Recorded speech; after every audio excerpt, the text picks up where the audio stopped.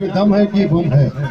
जी हाँ, ये नहीं जानते हैं, लेकिन आप सभी के बीच एक ऐसे आवाजों से आप सभी के बीच मुखातिब करेंगे। हम सभी कलाकार इनका बहुत बहुत धन्यवाद देते हैं, लेकिन साहब भी हमको बहुत गरियाते हैं, लेकिन हम इनको कुछ नहीं कहते हैं। हम कहते हैं बाबा आपको कुछ, हम तो कहते हैं कि आप यादव जी हैं, कोई बात नहीं है। और बहुत सारे एक फिल्म में भी इन्होंने काम किया है। आपके एल्बम में कम से कम 2500 एल्बम ऐसे होंगे जो गाजीपुर की सचमुच पे रेंग रहे हैं। हमारे लहरी दादा ने उसमें पिताजी का रोल किया है। तो आइए सुनते हैं, कुछ सुनाना चाहेंगे आपके बीच।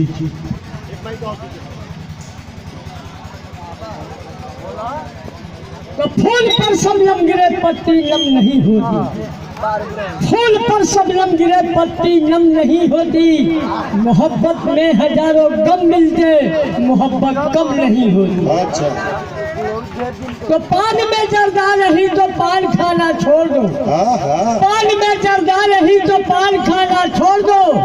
दिल में मोहब्बत नहीं तो प्यार करना छोड़ दो। कैसे कैसे अंगूठी में नगहा तो लगीना कहता है, क्या बात है? अंगूठी में नगहा तो लगीना कहता है। मोहब्बत करके ये छोड़ देता है, कमीना कहता है।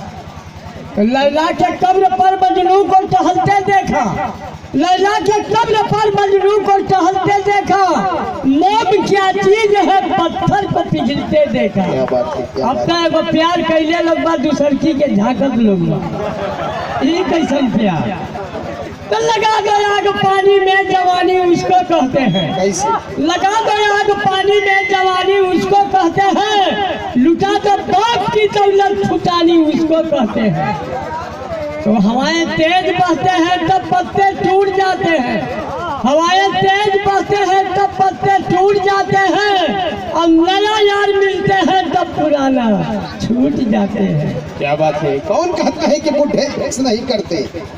कौन कहता है कि बूढ़े इक्स नहीं करते? बूढ़े इक्स करते हैं पर मगर कोई शक नहीं करते। रात भरी अंडा पकाया वो भी कच्चा रह गया, रात भरी अंडा पकाया वो भी कच्चा रह गया। और सारा झूठा मर गया, उल्लू का पट्टा रह गया। हम सिपाही कर रहा हूँ। क्या बात है?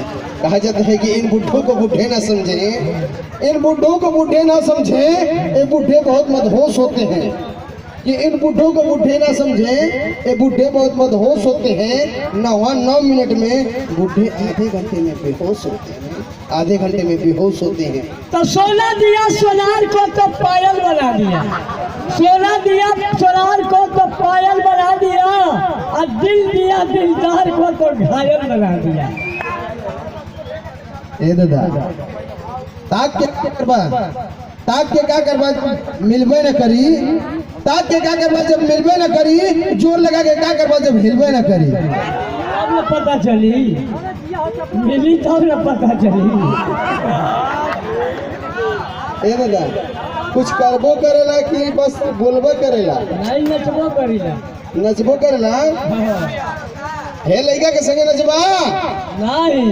हे लड़का के संगे ना हो, हे लड़का के संगे नहीं। तब क्या करे संगे नचबा? पिंकी के संग।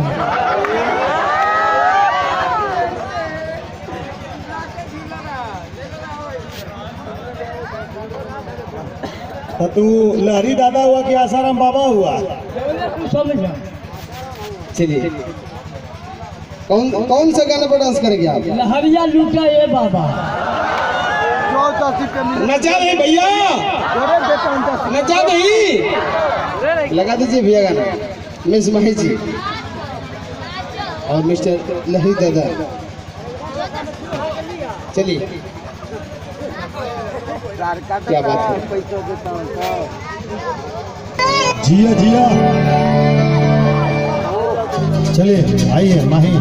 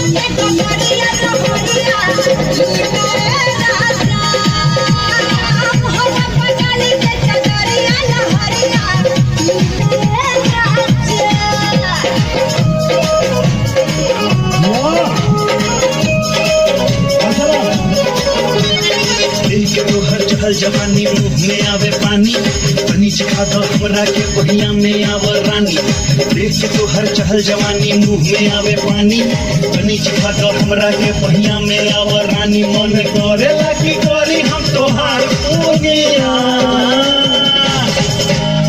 काहे लाला चला लहरी छला महाराजी बा ए हो लड़की के छुआ था तोहरा से बच